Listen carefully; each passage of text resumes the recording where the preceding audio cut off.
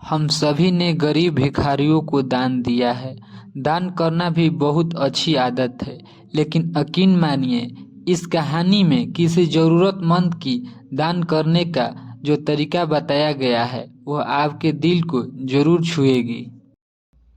एक आदमी पैदल किसी रास्ते से जा रहा था। उसने देखा कि सामने एक बिजली के खंभे में कागज फंसा हुआ है और उसने कुछ लिखा हुआ है। उसमें लिखा था कि कल इस रास्ते से गुजरते वक्त मेरे 100 रुपये कहीं गिर गए। बहुत बूढ़ी हो चुकी हूँ और मुझे आंखों से साफ दिखाई नहीं देता। कृपया इस रास्ते पर कहीं भी अगर किसी को मेरे गिरे हुए 100 रुपये मिलते हैं तो कृपया करके उस पते पर पहुंचा दें। नीचे दिए गए पत्ते को पढ़ने के बाद उस व्यक्ति का मन वहां जाने को करने लगा। उस व्यक्ति ने पत्ते को याद किया और वहां की तरफ निकल पड़ा। वहां जाने के बाद जब उसने आवाज लगाई तो उसने देखा कि गली के आखिरी हिस्से में एक झोपड़ी है और वहां से एक बूढ़ी औरत लाठी के सहारे बाहर निकल रही है। वहां आदमी जाता था कि बूढ़ी औरत वहां अकेली रहती है। बूढ़ी औरत के आने पर आदमी ने उसे बताया कि माँ जी, मुझे आपके गिरे हुए 100 रुपये का नोट मिला था। यह रहे आपके 100 रुपये।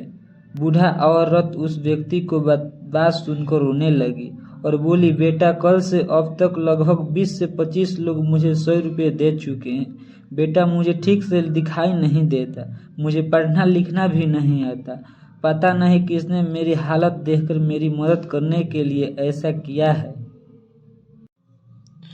उस व्यक्ति के बहुत कहने पर उस बूढ़ी औरत ने उससे 100 रुपये ले लिए, लेकिन उस व्यक्ति से विनती करते हुए कहा, बेटे, जाते समय यह संदेश फाड़कर फेंक देना।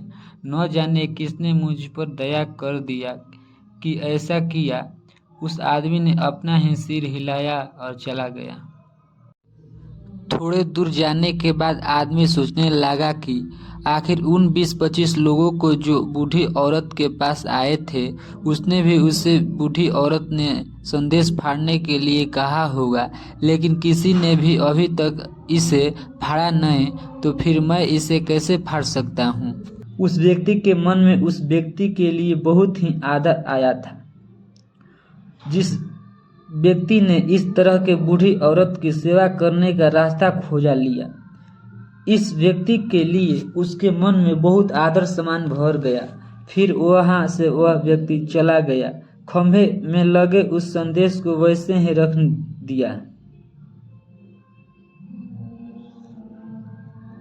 दोस्तों, यह कहानी हमें सिखाती है कि किसी हमारे मन के केवल कर्म करने की इच्छा होनी चाहिए।